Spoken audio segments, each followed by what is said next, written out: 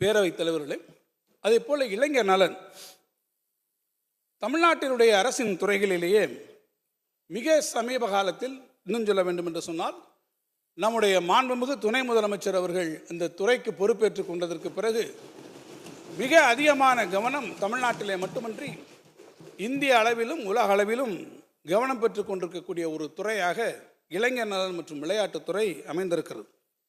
முன் எப்போதும் இல்லாத அளவில் நம்முடைய மாண்புமிகு துணை முதலமைச்சர் அவர்களுடைய தலைமையில் இந்த துறையில் தமிழ்நாடு நிகழ்த்தியிருக்கக்கூடிய சாதனைகளை பார்த்து உலகெங்கும் இருக்கக்கூடிய விளையாட்டு அமைப்புகள் தங்களுடைய மனமார்ந்த பாராட்டுக்களை தினமும் தெரிவித்து வந்திருக்கிறார்கள்.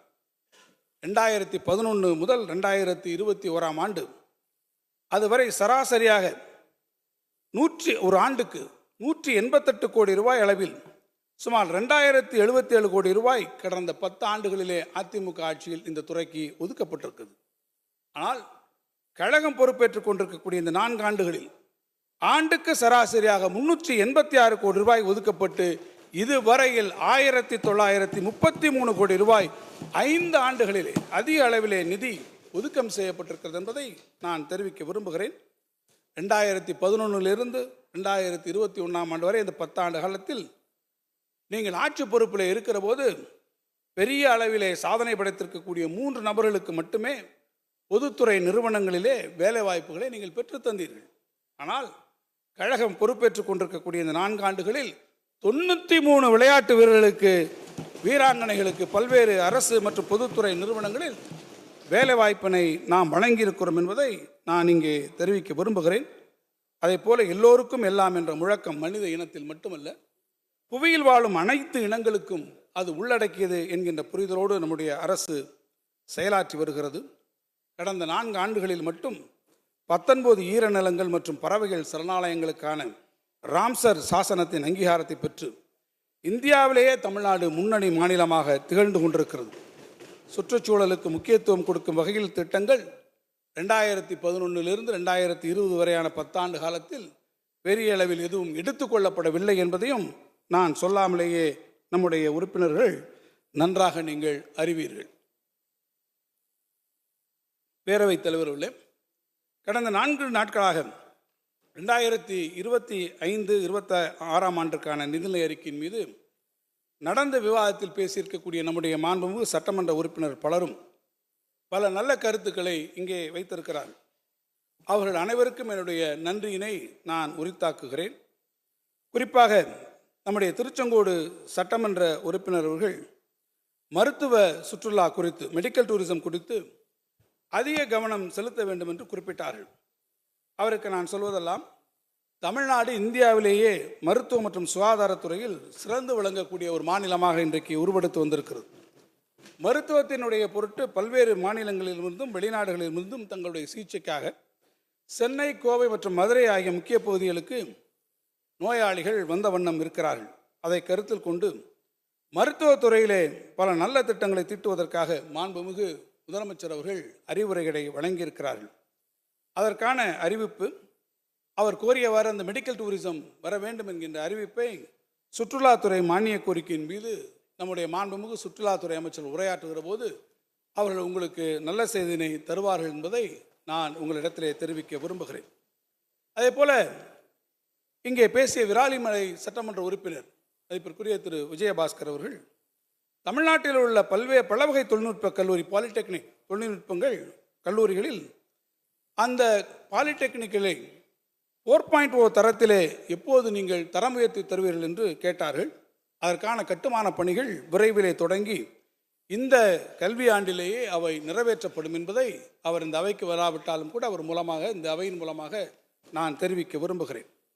அதேபோல் நம்முடைய மாண்புமிகு சட்டமன்ற உறுப்பினர் சிந்தனை செல்வன் அவர்கள் தமிழ்நாட்டிலே செழித்திருந்த சமண பௌத்த பண்பாட்டு சிறப்புகளை தெளிவுபடுத்தும் விதமாக காஞ்சிபுரத்திலேயோ அல்லது நாகப்பட்டினத்திலேயோ ஒரு அருங்காட்சியகம் அமைக்க வேண்டும் என்று இங்கே பேசினார். பல முறை எங்களிடத்திலும் அவர் வலியுறுத்தியிருக்கிறார். நாலந்தாவிற்கு இணையான ஒரு காஞ்சி மாநகர பகுதிகளில் கல்வியில் சிறந்து உலகத்தின் பல பகுதிகளிலும் இருந்தும் பல சிந்தனையாளர்களும் அறிஞர்களும் ஈர்த்த பெருமையை உடையது. ஆகவே மாண்புமிகு சட்டமன்ற உறுப்பினரின் கோரிக்கையை கவனமாக பரிசீலித்து சம்பந்தப்பட்ட மானிய கோரிக்கையின் போது மாண்புமிகு தமிழ்நாடு முதலமைச்சர் அவருடைய அனுமதியோடு அதற்குரிய அந்த அறிவிப்பினை நம்முடைய அரசு வெளியிடும் என்பதை நான் இங்கே உங்களிடத்தில் தெரிவிக்க விரும்புகிறேன். அதேபோல இந்த விவாதத்தில் பங்கேற்று இங்கே நேற்று பேசிய நம்முடைய மாண்புமிகு சட்டமன்ற உறுப்பினர் திரு தங்கமணி அவர்கள் ஜிஎஸ்டி வரி விதிப்பில் வரக்கூடிய சிக்கல்கள் மற்றும் பாதகங்கள் எல்லாம் இங்கே சொன்னார்கள். அவற்றையெல்லாம் ஒன்றிய அரசு மற்றும் அனைத்து மாநில அரசுகளின் பிரதிநிதிகள் இடம்பெற்றிருக்கக்கூடிய ஜிஎஸ்டி கவுன்சில் மீட்டிங்கில் நாங்கள் உரிய முறையில் எடுத்துக்க சொல்லி அதற்கான தீர்வுகளை நாங்கள் காண்போம் என்பதையும் நான் குறிப்பிட விரும்புகிறேன். இன்னொன்றையும் அவர் பேசும்போது நேற்று சொன்னார். அவர் கடைசியாக பேசும்போது முடிச்சுட்டு போகும்போது அவர் சொல்லிட்டு போனீங்க, திட்டத்தை அறிவித்திருக்கிறீர்கள், அடுத்த 2 ஆண்டுகளில் 20 லட்சம் கல்லூரி மாணவர்களுக்கு கைக்கணினி அல்லது மடிக்கணினி வழங்கப்படும் என்று சொல்லியிருக்கிறீர்கள். அதற்காக 2000 கோடி ரூபாய் இந்த நிதியாண்டிலே ஒதுக்கி இருக்கிறது. இதை வைத்து கூட்டி கணக்கு, ஒரு கூட்டல் கணக்கு போட்டு பார்த்தால் ஒரு லேப்டாப்பிற்கு 10,000 ரூபாய் தான் அது வருகிறது. இந்த 10,000 ரூபாயில் எத்தகைய ஒரு தரமான கணினியை வழங்க முடியும் என்று அவர்கள் ஒரு மனக்கணக்கை போட்டு இங்கே அவர்கள் பேசினார்கள். நான் அவர்களுக்கு சொல்லிக்கொள்ள விரும்புவதெல்லாம், இந்த திட்டம் அறிவிக்கின்ற போது அடுத்த 2 ஆண்டுகளில் 20 லட்சம் மாணவர்கள் என்று சொன்னால் அதற்கு முதல் கட்டமாக இந்த ஆண்டு 2000 கோடி ரூபாய் நாங்கள் ஒதுக்கி இருக்கிறோம். அப்படி என்றால் அடுத்த ஆண்டு வருகிற போது மேலும் அதற்கு 2000 கோடி ரூபாய் ஒதுக்குகிற போது இப்போது நீங்கள் அந்த கணக்கை கூட்டி வெளித்து பார்ப்பீர்கள் என்று சொன்னால் அந்த கணக்கில் உங்களுக்கு வரும். எனவே மாணவர்கள் விரும்பி அந்த மடிக்கணினியை பயன்படுத்தக்கூடிய அளவிற்கு ஒரு தரமான மடிக்கணினியை வழங்கிட இந்த அரசு உறுதி பூண்டிருக்கிறது. எனவே தரம் குறித்த கவலை உங்களுக்கு நிச்சயமாக தேவையில்லை என்பதையும் நான் சொல்லுவேன். எனவே சராசரியாக எடுத்துக்கொண்டால் ஒரு மடிக்கணினி 20,000 ரூபாய் அளவில் இருக்கும் என்கின்ற வகையில் எதிர்பார்த்து இந்த வருடம் 2,000 கோடி ரூபாய் அதற்கு முதற்கட்டமாக நிதி ஒதுக்கப்பட்டிருக்கிறது.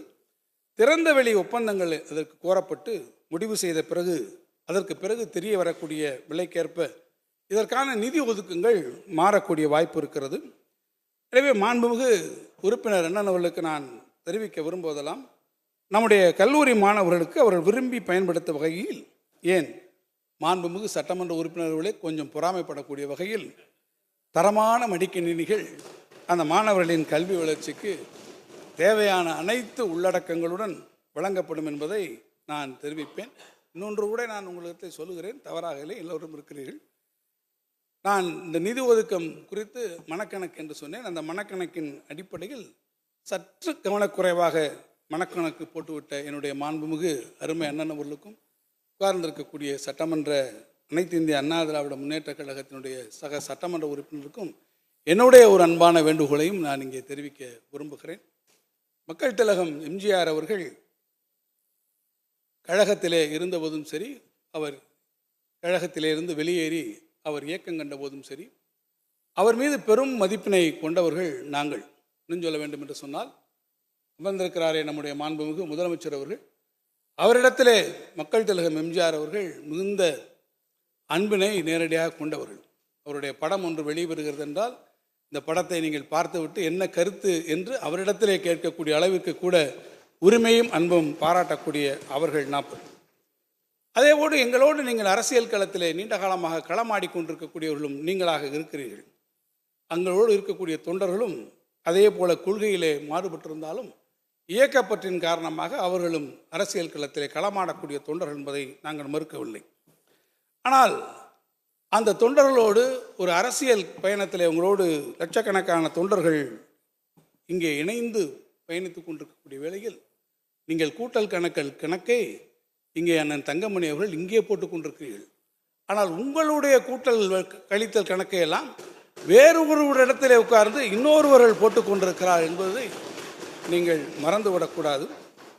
அதுவும் வேறு எங்கோ ஒருவர் உட்கார்ந்து உங்களுடைய தொண்டர்களுடைய எதிர்காலம், உங்களுடைய அணுகாவினுடைய எதிர்காலத்தை எல்லாம் காலத்திலே நீர்த்து போகச் செய்யக்கூடிய அளவிற்கு சாணக்கிய தந்திரத்தோடு இந்த கணக்குகளை சிலர் எங்கோ உட்கார்ந்து போட்டுக் கொண்டிருக்கிறார்கள்.